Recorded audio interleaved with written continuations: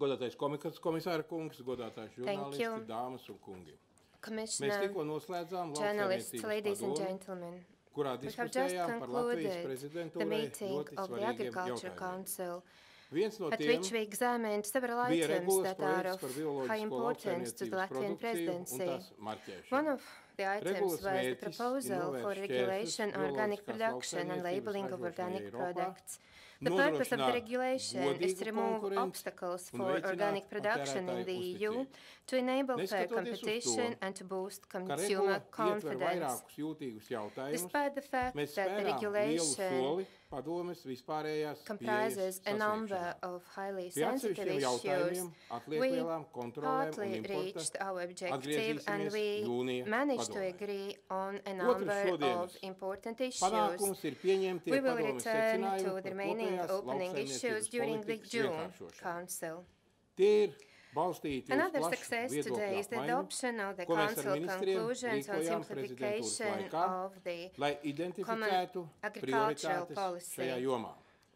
Līdz The ar to conclusions mūsu were rokās based ir on an extensive politiskās exchange of vadlīnijas, views we kas have palīdzēs held nesen with the reformēto ministers kopējās during the Latvian lauksaimniecības politiku presidency. padarīt vienkāršāku The decision visām gives us political iesaistītajām pusēm. guidelines that will help Padome šodien arī to formāli simplify the apstiprināja recently regulu par pilnīgas reformed izkraušanas CAP. pienākumu ieviešanu. In Līdz ar addition, to the Council zivsaimniecības nozarei būs today tiesiskā formally skaidrība, adopted the kā regulation īstenot on kopējās full zivsaimniecības implementation of politikas the reformas landing galveno mērķi obligation.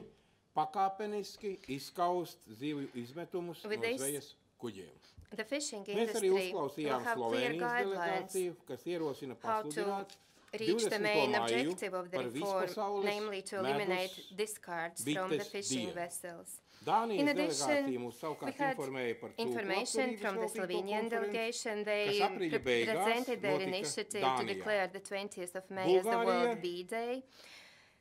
The Danish delegation informed the ministers about the conference on pig welfare held in Copenhagen at the end of April, and then the Bulgarian delegation presented its request for the extension of the eligibility period for the rural development programs, falling within the 2007 to 2013 programming period. Thank you.